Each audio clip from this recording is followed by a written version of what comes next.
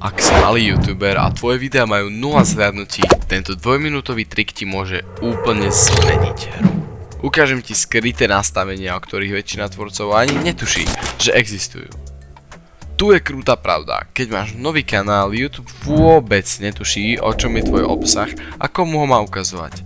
Preto tvoje videá zapadnú kdesi dole, ale YouTube nám v skutočnosti hovorí, ako to opraviť.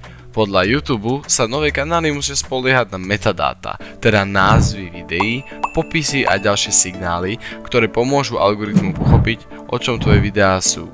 Lenže existujú 3 tajné nastavenia, ktorých sa väčšina tvorcov ani nedotkne a pritom doslova naučia algoritmus, kto si, komu má tvoje videá ukazovať a pomôžu YouTube konečne odporúčať tvoj obsah správnym ľuďom. Idem ťa nimi postupne previesť. Začneme prvým. Kľúčové slová kanála.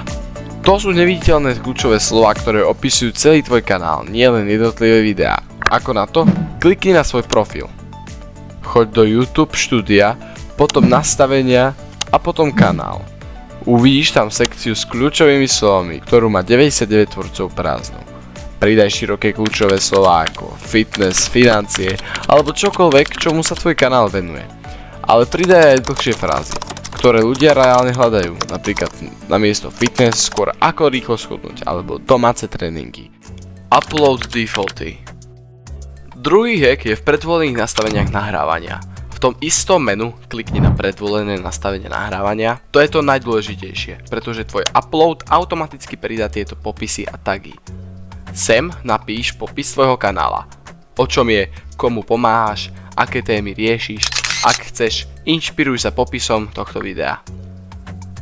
Ber to ako taký krátky vpich do tvojho kanála a za každým, keď nahráš video, YouTube to tam automaticky doplní.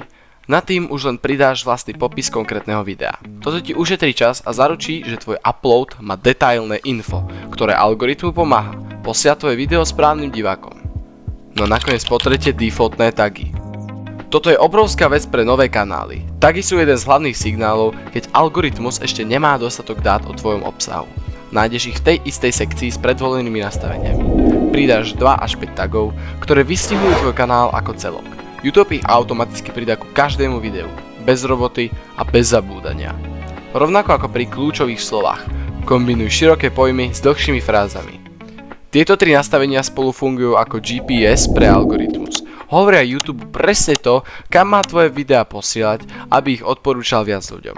Odporúčania sú len prvý krok. Ak sa chceš dostať k monetizácii, kľúčový je watch time.